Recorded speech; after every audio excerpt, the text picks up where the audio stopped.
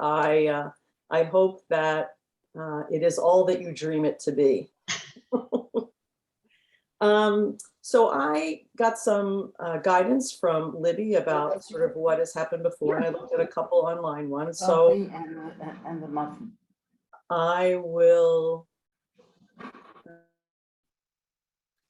Barbara, I just muted everybody and it muted you too. So can you unmute yourself? Thank you. That was helpful. I get very distracted with voices. I have been a marriage and family therapist for 42 years. And I look at the world through the lens of a marriage and family therapist. And if that means anything to you, terrific. If it doesn't, it means that I'm like a family psychologist. So when I think and look and engage in the world, I'm always thinking through that lens. And I think that's how I'll share my story with you, if that's all right. And the way I begin is that my parents were both born in a 15-block area of Wilmington, Delaware, which was essentially Little Poland. So their baker was Polish, their butcher was Polish, they went to Polish Catholic churches. Their whole community surrounded them was Polish and Catholic, and there were neighbors and neighbors and neighbors that they all knew for generations. Not so much anymore, but my father's name is Joe Gawinski, and I think there were like 4 Joe Gawinskis on the block. And he tried to tell me that one of them wasn't related to him, which I still don't understand how that's possible. So that's how they grew up, and that's the values that were instilled in them: community, Catholic, church, neighborhood. My father went off and served in World War II, and when he came back, he met and married my mother. He was the oldest of 3 children in his family, and she was the oldest of 3 children in her family. And the firstborns have special places in everyone's family, so they figured out how to be firstborns together. My dad finished high school before he went to the war, and my mom stopped high school in 11th grade so that she could work in a hosiery factory down the street to bring money in for the family. Their parents came to the US, their grandparents came to the US, and so their parents were first generation US born, except my mother's mother was 2 years old when she came to the US on a boat with her 22-year-old pregnant mother. And they came to find the father husband and reunite, and in fact they did. And the pregnancy resulting in my Uncle Stanley took the life of my great-grandmother. And so my mother's mother and her uncle, her brother, uncle, became orphans. Or were single parents with the dad, and then the dad remarried, and then the dad had an accident and fell off the roof, and so they became the sort of unwanted children to the second wife, and so they were put in an orphanage. And orphanages at that time often shipped children out on a train to the west to just be sold off. Everyone's nodding. Fortunately, my grandmother stayed in the orphanage in Wilmington, Delaware, and was cared for as best she could, and then later married and carried on her life in Wilmington, Delaware with the rest.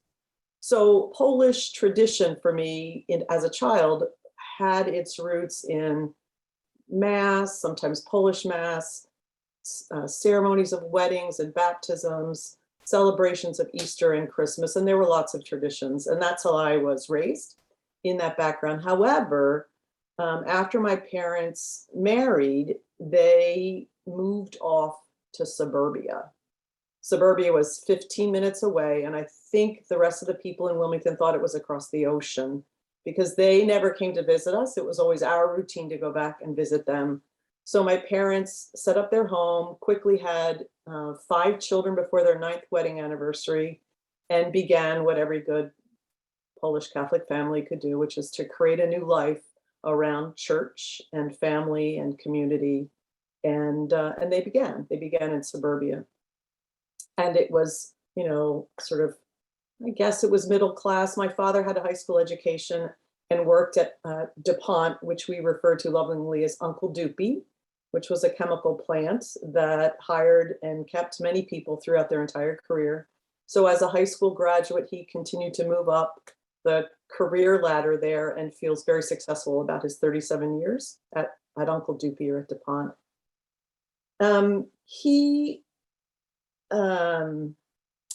He worked shift work, which meant he worked A, B, and C shift and changed every Tuesday so that he could get extra money for the family of 5. My mom was a stay-at-home mom and didn't drive. So that was our family life. We shifted around his schedule, and sometimes we'd have breakfast for dinner, and oftentimes we had to be very quiet because he was sleeping, getting ready to go to the night shift. And our family made what I felt like was a very wonderful, warm, and loving environment for us to grow up.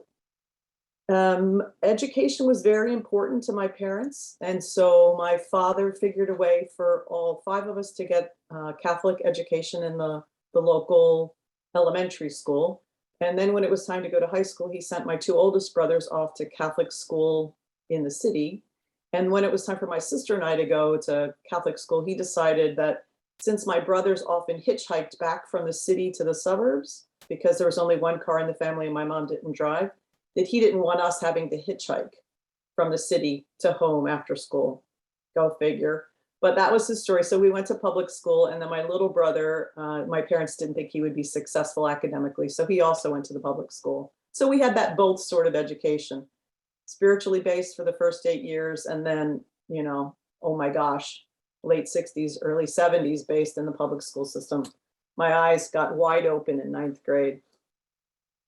I had no idea what I didn't know.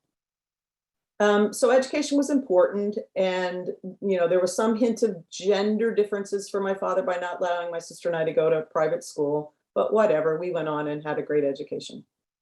The Catholic Church in the Newcastle area where we grew up was very liberal and very open-minded. And my brothers and sisters sang in the choir or were cantors. I was an altar server, which at that time in the 60s, 70s, 60s was not a thing for girls to be on the altar, but I was on the altar. It was a church in the round. It had this really beautiful, open, warm feeling, and I loved it. I was part of the youth organization there and saw a lot of the world because of church through sports or theater with a little t, that gave us opportunities to go around to other churches or to go out of state really to do some competition. And it was a really great place for me to be and a wonderful place to create family and community. My father was the treasurer and my mother was on the women's group, and it wouldn't be odd for a priest to drop in and have a beer and dinner with us. So it was this very fluid feeling between church and family and home. It was good. Unfortunately, let's see if I missed anything. The love of my life and my family was ruptured when my mom had cancer they didn't even know what it was, but she went in for a surgery and the doctors came out and told my father they didn't get it all and he thought she had a hernia. And it wasn't until that time that they found out that she had cancer and that they could not do anything for the cancer. It was 1971. So she stayed in the hospital until she passed. And my father then was left with a 14-year-old, a 15-year-old, a 17-year-old, a 20-year-old, and a college graduate. And he had been a shift worker and really had, not a lot of responsibilities for the domestic part of the house. And so that was a shift in my life that affected me and how I live today in a very positive way, finally, as opposed to the negative way that it was at first. And I'm grateful for many people, and I'll share that in a little bit. I had found out that my mom was on a terminally ill wing by the little girl down the street who was a candy striper. In the Polish families, you don't talk about much, you don't share feelings, you don't really elicit support. You sort of pull yourself up by the bootstraps, do it by yourself. So I asked my father what the terminally ill wing meant, and then we began to have a conversation about my mother's health status. My father told 3 people when she was diagnosed. That was his sister, my oldest brother who had moved away for work, and a parish layperson because he had to step down from his duties at the church. Otherwise, that was his way of dealing with, I think, a crisis, was to not reach out for help. That was one of his lessons that I have since thought was really stupid. Many other lessons were good, but that lesson I haven't brought on into my current life. So it was pull yourself up by the bootstraps or deal with it, whatever it was. You're strong enough to deal with it. And that was deal with whatever came up. Mm, because we had such a strong foundation in the church, and I in particular did, I think that became my safety net, whether it was playing sports or being in the youth organization or ministering by cleaning up the convent for the nuns or whatever. I was very involved with that second home and felt very supported through that. A few years later, my father partnered again with a woman who had no space in her life for his children and had no space in his life for his love for his children. And so there became a fracture in the family. And that's where I'll just stop for the recording myself and then go on to the next subject. Okay? Does that make sense? Unmute yourself, Libby, and then I'll listen. Yes. You want me to stop the recording now, Barb, or are you going to come back to that later? Maybe I'll come back to that later in questions and answers or conversation, and then it doesn't necessarily need to be recorded. Okay, thanks. So it was a difficult time, and I had just done my first year at college. And so my father moved into his new wife's house, which as a marriage and family therapist, I tell people don't ever do that because you really need to create a new home with a new family. So I went back to college after they had gotten married and had tried the church there. There was a Catholic church nearby. This is in Virginia. And it did not have anything of my home faith community. And so I didn't go back. And then since my father had moved, I didn't have my faith community to go back to in the church that I loved either. So that also became sort of a cutoff for me for what is faith and what is religion and what is community and organization. I think that was the biggest loss for me. I think he did the best that he could during his years of being a single father. It was hard for him. We were, 4 adolescents, and we began to take care of the house and ourselves and did what we needed to do to carry on. And when he remarried, he found a new family and began connecting with them. When I graduated from college, I did not have a home to go back to. So I decided it was time for me to do my migration. So I went to college in Texas, Yeehaw, for my master's degree in counseling education in Denton. And then I did community mental health work for 3 years in Sherman, which is near the Oklahoma border. And then after wonderful experiences there, and thanks to a fabulous support team of supervisors there, I decided that I needed really to understand more about family and not so much about individuals. I had been a children's therapist there, and there was a little boy who I think probably saved my life in many ways. He was 10 years old and his father had died of cancer, and his mother had remarried, and he was just not connecting with this man at all. And so he and I did some grief work together. He brought in a picture of his bald-headed dad and started telling me stories about him. And, and my heart opened to his and his heart opened to mine. And sooner or later, there he was healing through our process of counseling.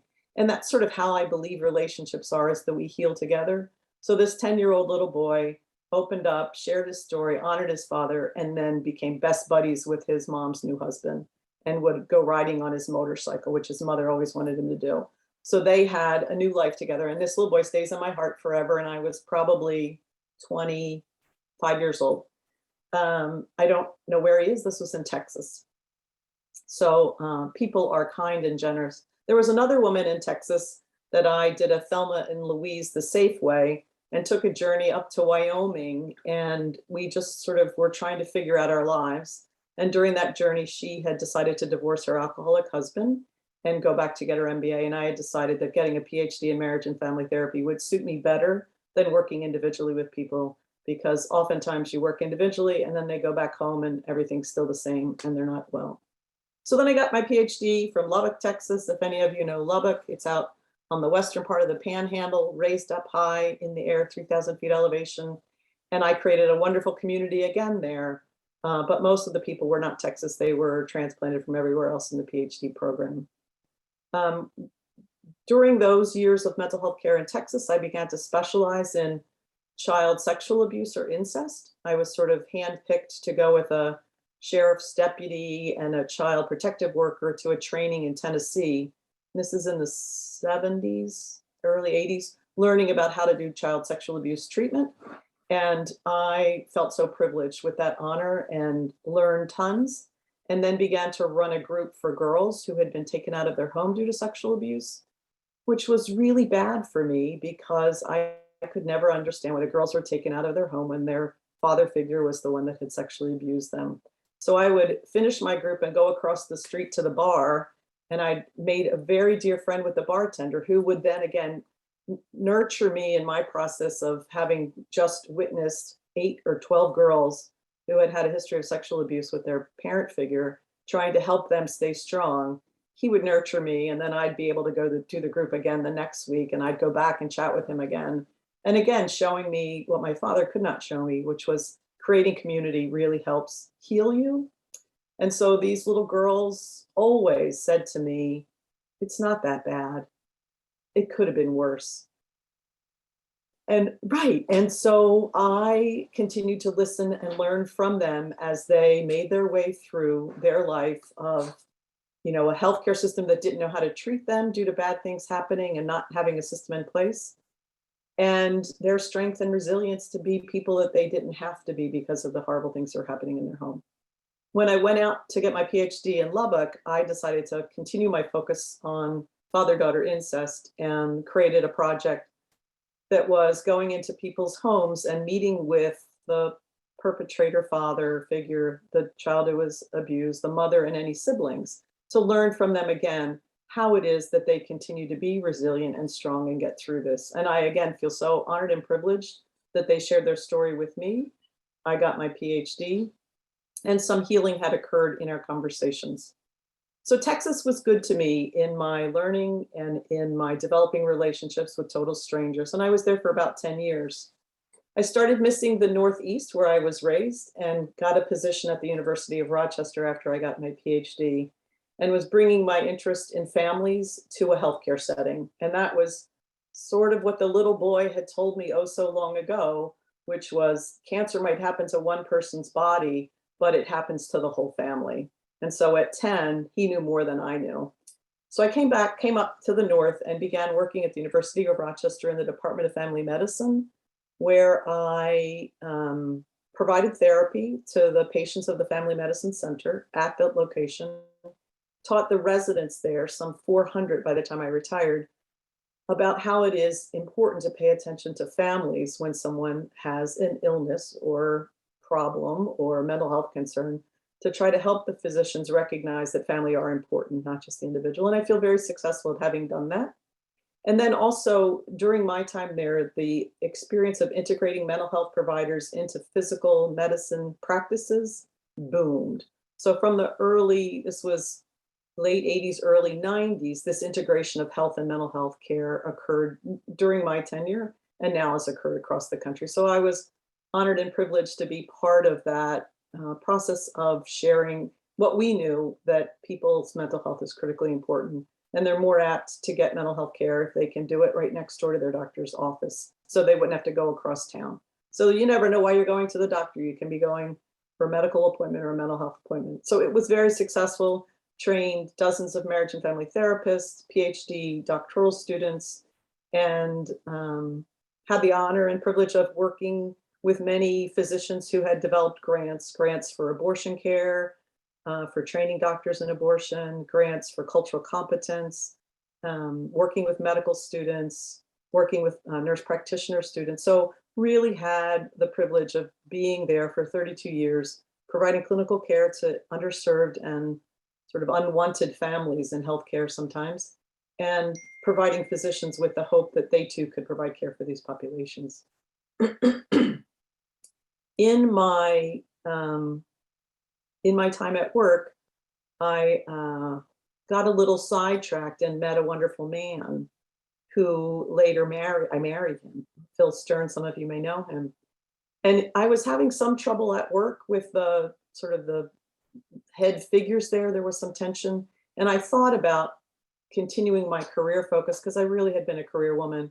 And then I decided I don't have to leave. I can create work that's good enough and really begin to focus on family. And so I stayed in Rochester and worked through the tension and decided not to prioritize career as the only focus in my life. So Phil came into my life in the late 80s. And then that was when I began to slow down the focus on this drive to get education as was mandated by the family and to develop wherever it was I needed to go to find my career path and begin to open up to see what other possibilities were available. And so, yeah, we began to have our family in Rochester. Let me just look at my notes to see if there's something I wanted to talk about that I didn't.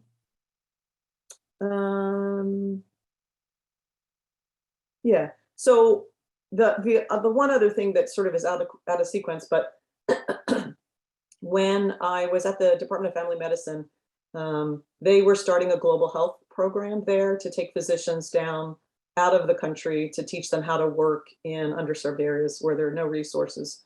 And so Doug Stockman was the director, and I had the privilege of partnering with him because of my psychosocial background or my behavioral health background. And that was in 2004. And since that time, I've continued to stay involved in the program until I retired, having an associate director role. Serendipitously, the Greater Good Project that happened at our church was looking for places to give the money during our first year. And it was the Honduras Project at the Department of Family Medicine that received the first award for water projects in Honduras. And then I began the Honduras ministry under the direction of Scott Taylor at our church. So that was like in 2007, 8, that we were beginning to have this relationship that we're intertwining my work life and my spiritual life. So a few steps backwards, why did I come and join in the church and what was happening? So my husband and I lived out in Spencerport for 10 years. And then we had our 2 children, Taylor, who's 29, and Dylan, who's 27. And then we moved to Brighton, and I had always been eyeing the First Unitarian Church because there were a lot of people talking about their faith communities, and there were ones I was experimenting with to try to find my home and not having much success. When we moved here to this side of town, I checked out the church a number of times and thought, this is it. This is where I need to create my community. This is where I need my children to have a group of people who can support them in their development through life and adolescence.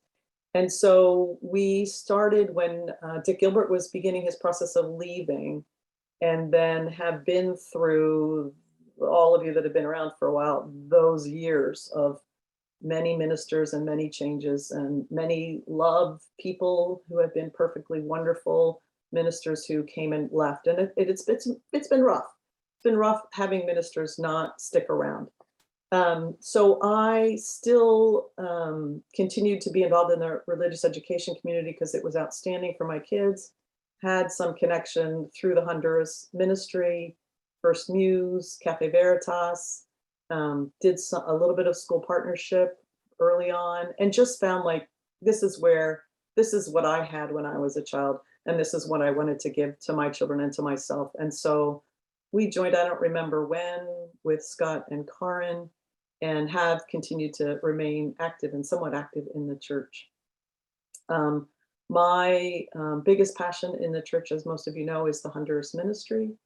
And I recently have become a member of the board. And so I'm finding myself being the sort of the model that I had at my parents, which was to create this community and give some of your time to support the missions of the church. And so that's how I got there to the church, was through those movements to Rochester, and finally opening up the doors and going in and checking out to see what Dick Gilbert had to offer to me.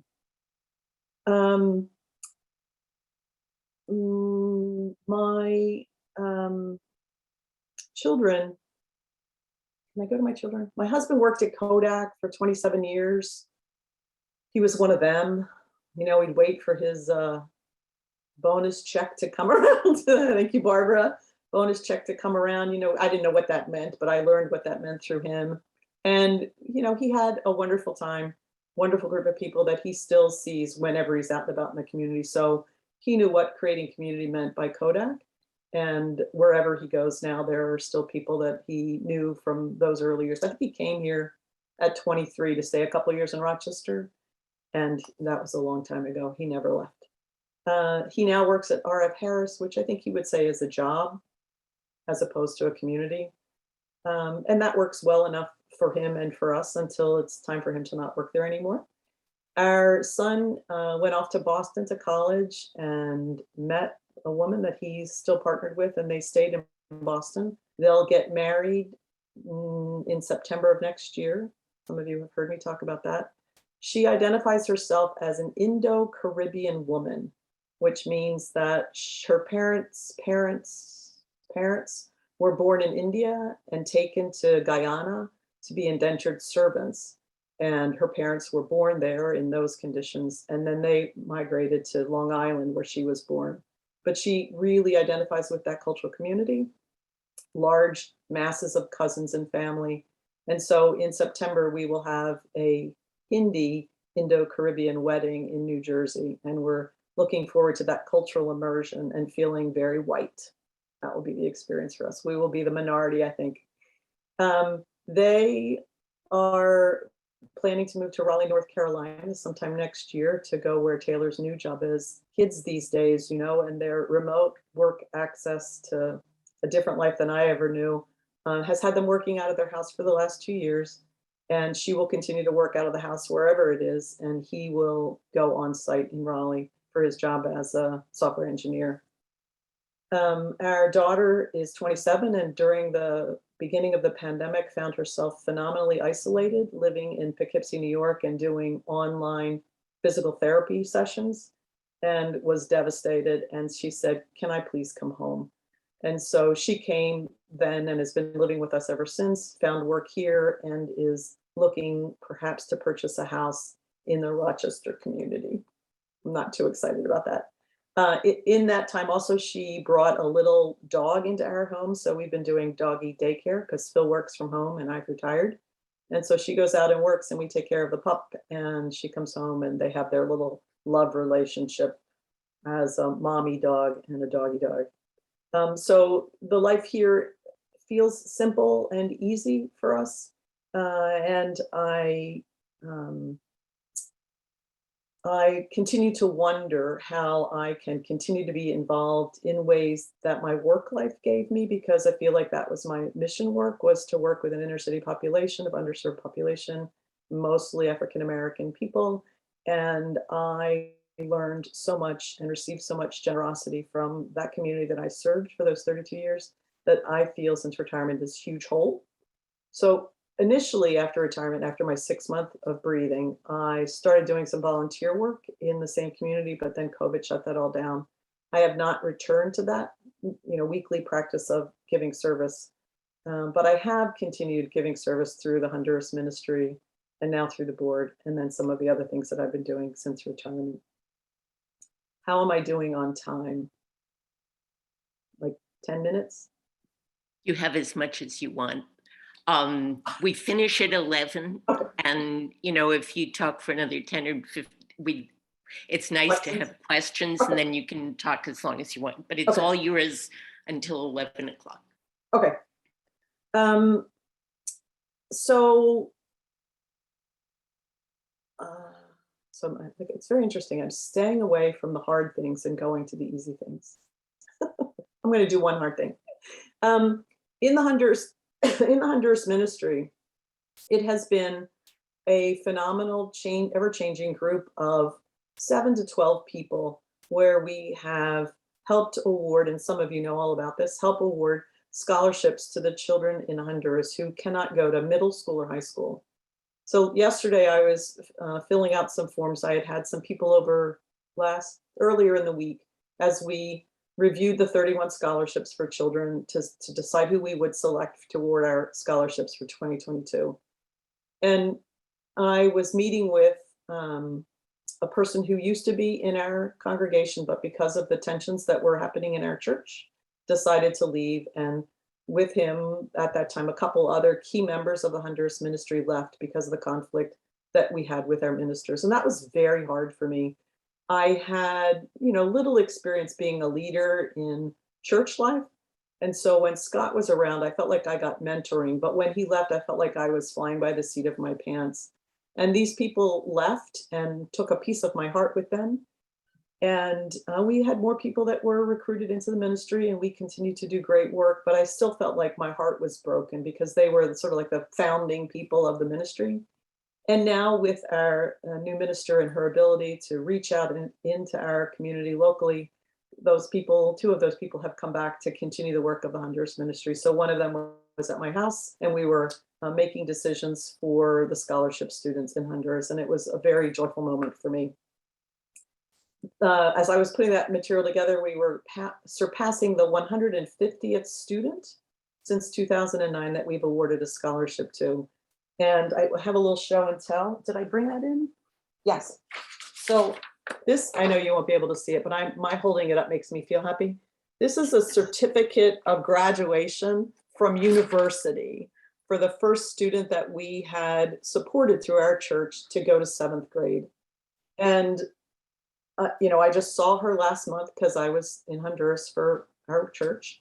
And to see her pride in all that she's accomplished, and to hear the gratitude that she has for us and for her donor who's outside of our church. But, it's like my own child graduated college. So it's a very meaningful work. And so I continue to be very actively involved. During the beginning of the pandemic, we as a ministry got together and organized food to be sent to our community out in the rural region. Later, we got together and sent PPEs because they had nothing. And then again, we sent another food item down. We weren't able to do our scholarship work because we couldn't travel there, but we did let the community know that we were still available and wanting to help them in any way that we could. Again, the community is very grateful for the work that we have done. And for me, it seems so little, and for them, it is so much. So I think that's where most of my passion lies, in the church community. And when you see a child graduate from university, when you only expected her to go to middle school, it's quite a moving moment. The other thing, I was just going to sort of highlight sort of some of the things my husband said. You need to talk about what are you doing during retirement? And I thought, okay, what am I doing during retirement? Okay, so I told you a little bit about the things before COVID, but since COVID, I have knit 22 gnome hats, and I'll use those as a spoof gift for a cousin's house that we go to celebrate Christmas. And then I'll bring them back and share them probably with School 22. I also just passed the 50th anniversary of my mother's death. And quite conveniently, my sister gave me her wedding dress. And so I created, I think, 19 quilted squares with a bit of her wedding dress in it for my brothers and sister, for their children, and for their children. And then we had a Zoom call on the anniversary of her death and just sort of help those children and grandchildren and great-grandchildren know a little bit about her and who she was in our lives, so that they might have some story. And it was a beautiful experience for me because I didn't know all those stories. And certainly my kids didn't know all those stories. So I was grateful for that moment. I also, this is for me,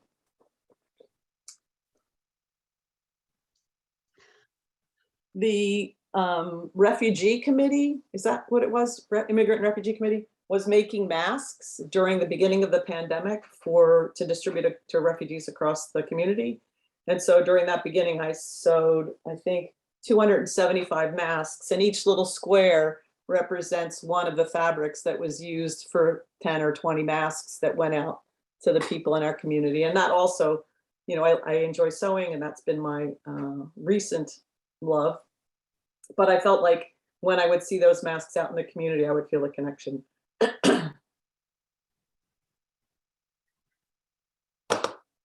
A lot of the last 10 years of my work at Family Medicine had to do with refugees.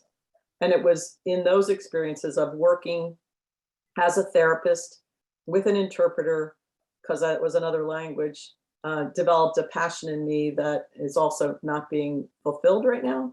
And so making those masks gave me a little connection to the refugee community again. It was in that experience of working with refugees that I realized that a talk therapist is not very good. The neurodevelopment that occurs when trauma happens in a person's life prevents the brain from developing some languaging around the traumas that have happened in their life. So most of our refugees in our community have come from war-torn countries like Afghanistan and Iraq and Somalia and Sudan. And so their ability to have conversation with me about their life is sort of warped. And so I began in the last couple of years to understand yoga, the process of physical activity or yoga, and its impact on people needing to heal from trauma. So I began integrating, I got 200 hours training as a yoga teacher, and then got specialization in yoga as therapy for people who have had trauma. And then during retirement, I just decided to take another 300-hour course. So I've completed 500 hours as a yoga teacher, and I have that background to work in trauma. So I feel like in my future still, I'm going to find my way back to the refugee community or to trauma communities and provide some of that, not therapy in talk version, but in body form.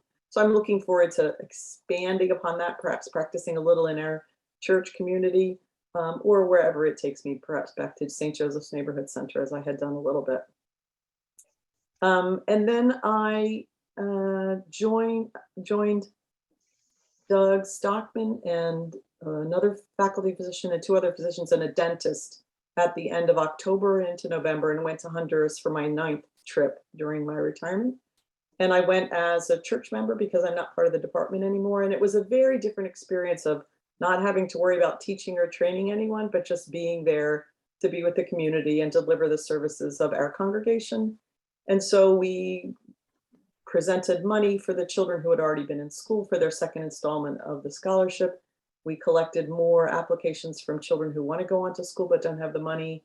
And then we provided a teaching curriculum using Aurori story cubes, or just a little dice that have pictures on it, and worked with the teachers, who many of them have limited education in delivering elementary school education. And so allowing them to play as a technique of learning about language development, play as a way of developing sentence structure, and to have fun in a classroom is my hope that they will then take that to their classroom and give their children some play and fun to make learning a beautiful process. And that was very successful. Thank you, Mary Rapp, to again, through an interpreter, deliver a project from our community to their community in hopes that they will provide their children with opportunities for an improvement in the life that they have.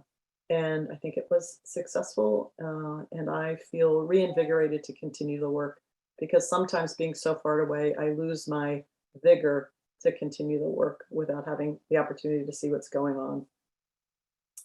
And and then the last, that's very interesting. The last thing is my father's wife died last year. And he asked his children, his 5 children, if he could continue to live in the house, but not alone. So asked that we live with him in that house. So for the last year and change, my siblings and I have been going to Delaware, which is where he is, and living with him every night so that he doesn't have to live in the house alone. And so we've been taking turns. My sister and brother in Delaware do the lion's share, of course, and I've been down, I think, 7 or 8. I think Tuesday will be my 8th trip down to Delaware to stay with him for a week or two, make his food, make sure he gets to all his appointments, and provide him with some sort of an entertainment or community. He's 98. He's got all of his ability to move around and do everything he wants to do. I'm not sure how much he wants to do necessarily, but I think this first year of grief after his wife had passed is lessening the suffering, and he's ready to do a little bit more. I think he's going to go to a grandchild's house for Christmas, whereas he had not really been getting out very much at all. So we're hoping that he will continue to see that he is able to do things and participate in living, and that'll be good for everyone. So that, I think, has taken up some of my time as well. So that's post-retirement. I remember when his when he retired, his mother had a stroke and went into a nursing home, and he went and fed her lunch every day for a year. So I guess the apple doesn't fall far from the tree. So I think that's the serious part of my talk. And I think I could stop with that and see if you have questions for me or wanting more elaboration. And I'll let somebody else manage the questions if there are a lot.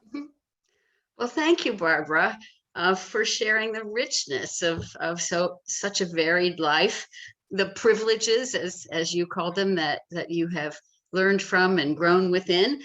And the way we'll do this is that the folks who have questions will raise their hands, and I'll try to keep everybody having a chance as quickly as they can. I'm sure there'll be lots of questions, and we'll start with Jack and Sandy. Could I just ask whether you want me to stop recording now? I'll let you know. Okay. Usually you record these as well? I usually record till the end. Okay. So Okay. To, I guess, a comment and then a question that may be not recorded. The comment is, first, thank you. Do you think it would be helpful for those of us in the Honduras ministry to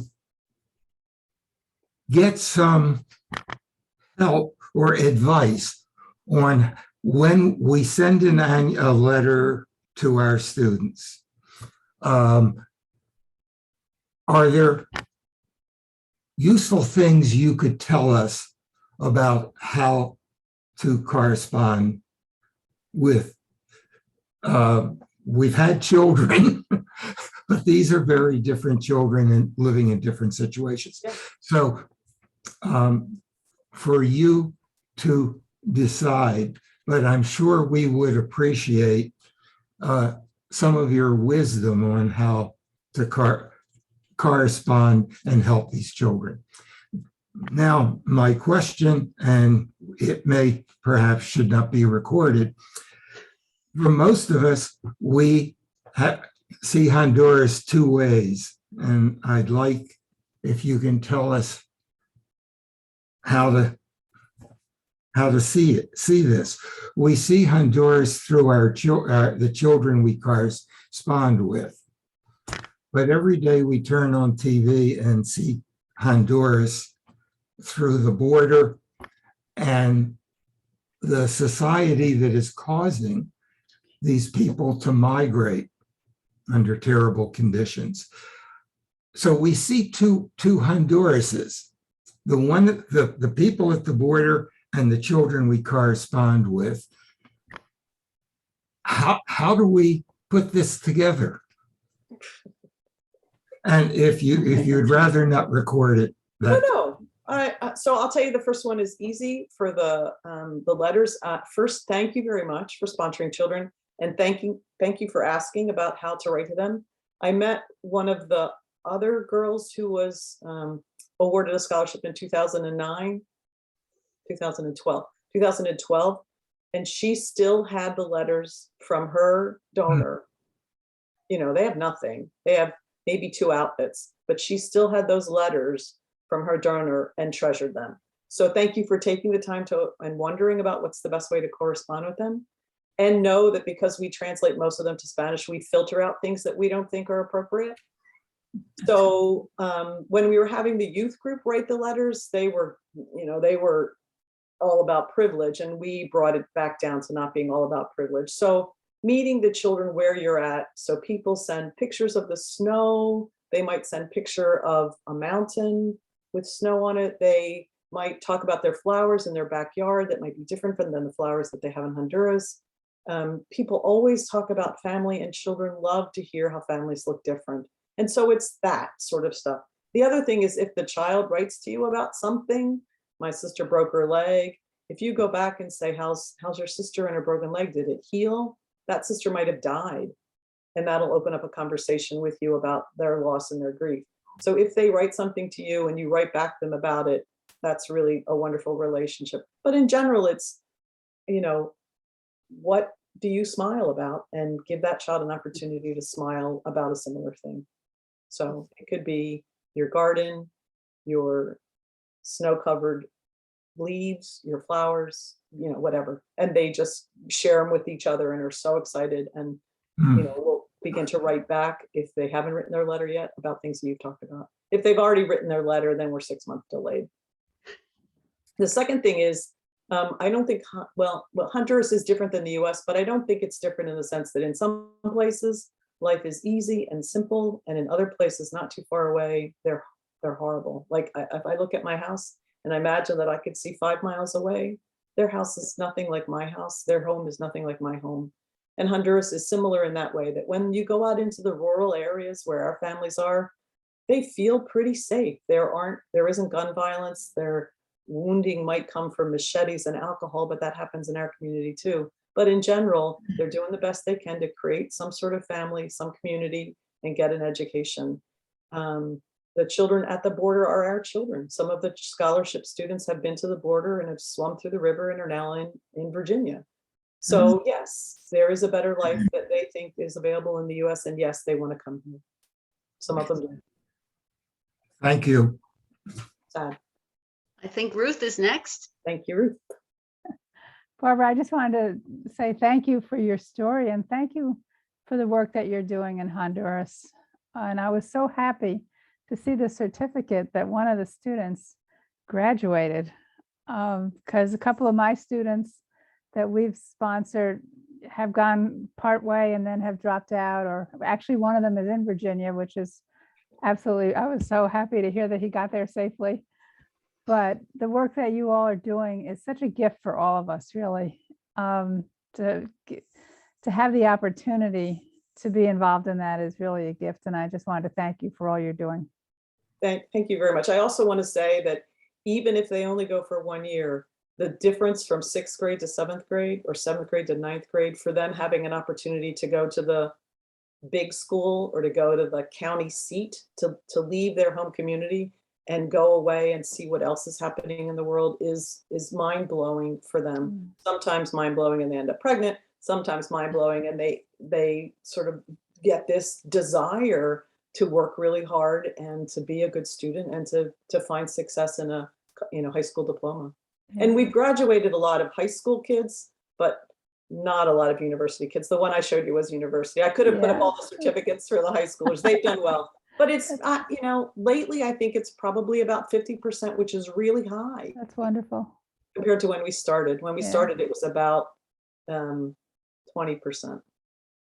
Yeah, So they're finding education and the money that we give them an opportunity for them to see the world a little differently. I'm not sure it's going to give them a job, but they know how to read. Their parents don't. They know how to write. They can do math. And so if the government begins to offer them programs, they know how to access them where their parents really don't. So it's still, even if it's 1 year, it's still more than they would have had. Well, thank you. Yeah, thank you as well. Larry and or Cass have questions for you next, Barbara. Yes, Barb, thank you so much. It's a Thank real, you. Thank you. yes, a real inspiration, Inspiration. honestly, in terms of all you've done and what you continue to do, both for our church and for the world around us and all that kind of thing. And at the beginning, as you were talking, there were a couple of things that you were talking about in terms of your home counseling. And it took me back to a book that we've been reading recently called High Conflict. And it sounds like basically you may have been engaged in an awful lot of conflict resolution. And it's something that seems to be a huge issue in our culture and everything like that today. And getting I'd love to hear a whole hour's worth of lecture on how we resolve high conflict.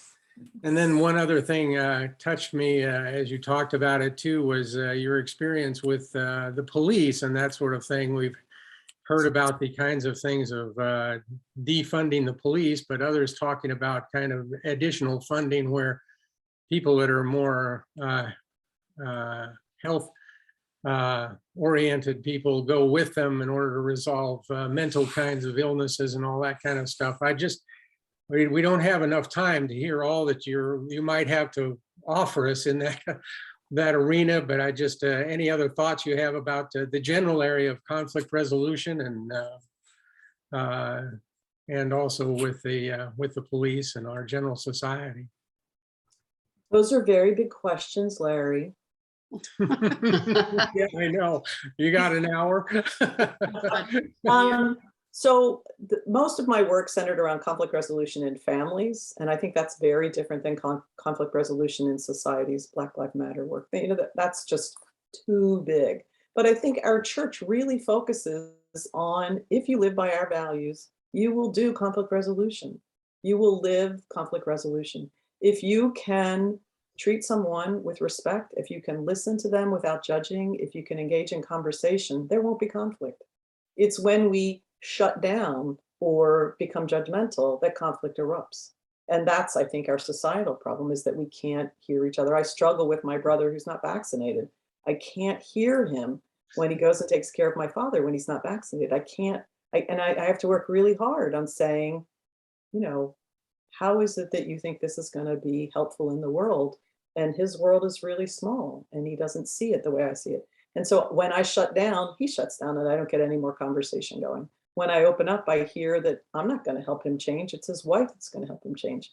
And then it's a different story. So I hear him that he's honoring his wife, and no matter what I say, it's not going to help him. So if we can figure out where it is the question is erupting or the concern is erupting and have a conversation about that, rather than the disagreement that usually follows when we don't believe what someone's doing because it doesn't fit with our belief system, well, then we're not being Unitarians. So I think if we really read and read and read our 8 values, then we will not have conflict. If we can just get those values to be held by a very large portion of our society or something. Well, we can only do one person at a time. And Yeah. so as we engage with each person, we make a difference. If we allow one other person to hear us, and if we can listen and they can know that we're listening, I think change occurs. And in a family, that's the way I talk about it. Only one family member at a time needs to change in order for an eruption, usually in a good eruption, to occur to begin to mend some of the difficulties that are happening. Thank you.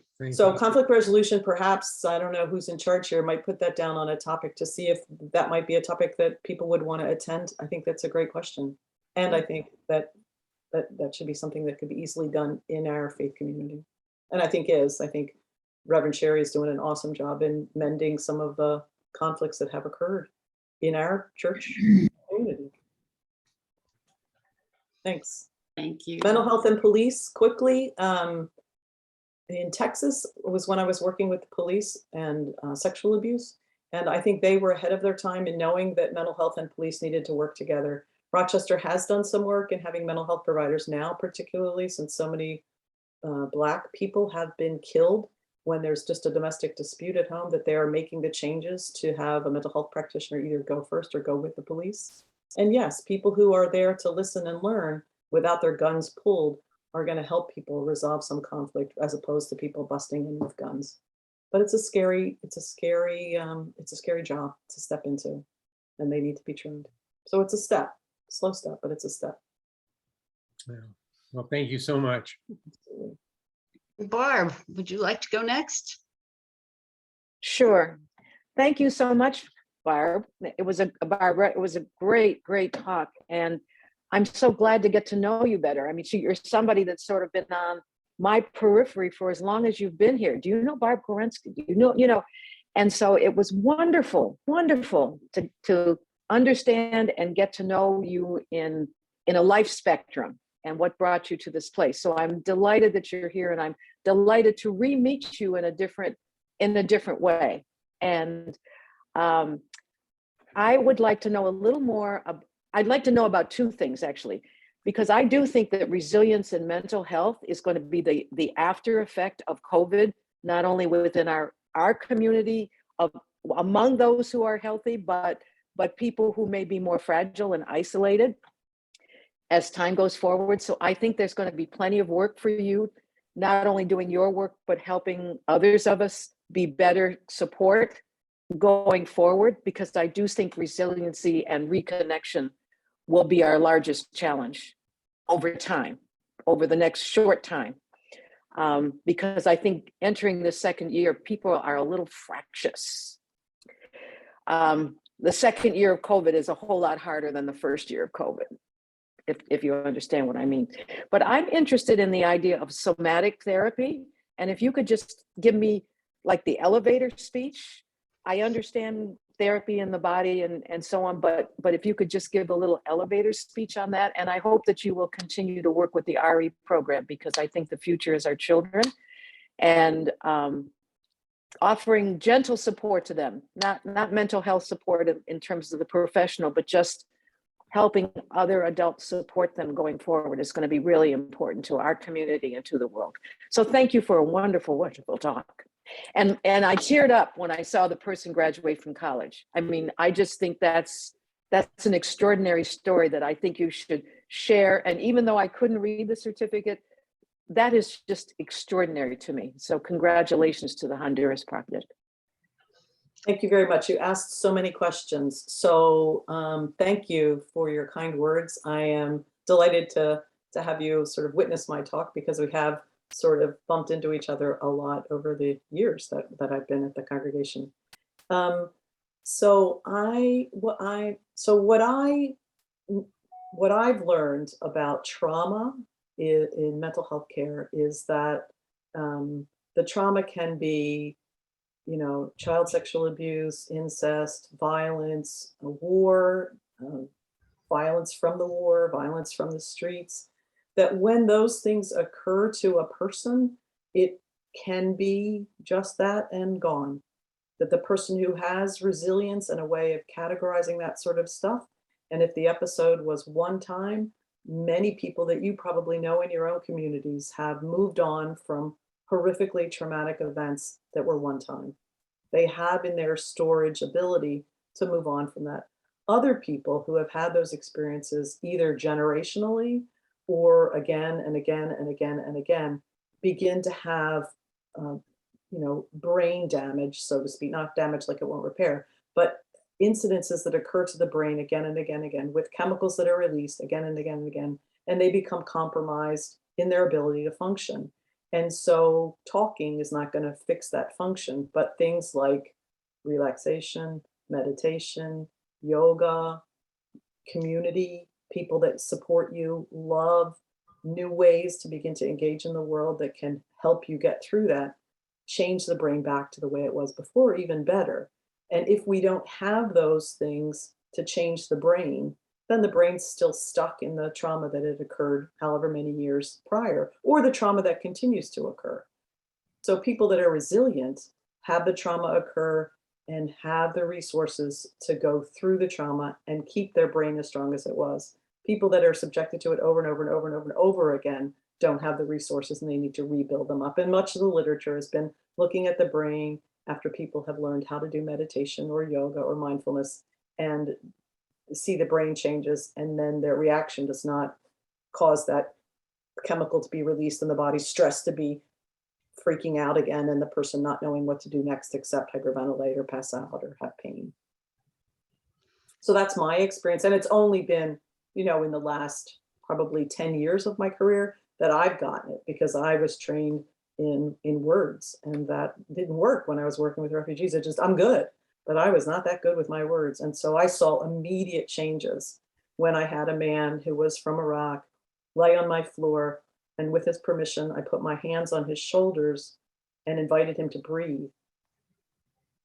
5 minutes, he sat up and had a recount of a story that had occurred in Iraq, but without all the hallucinations or pain or panic. He just told the story with a relaxed body rather than a body protecting himself from the pistol whipping. It was an amazing experience that changed my life. I'm grateful to him and hope that someday I will reunite with him again and continue to know him. So yeah, the body.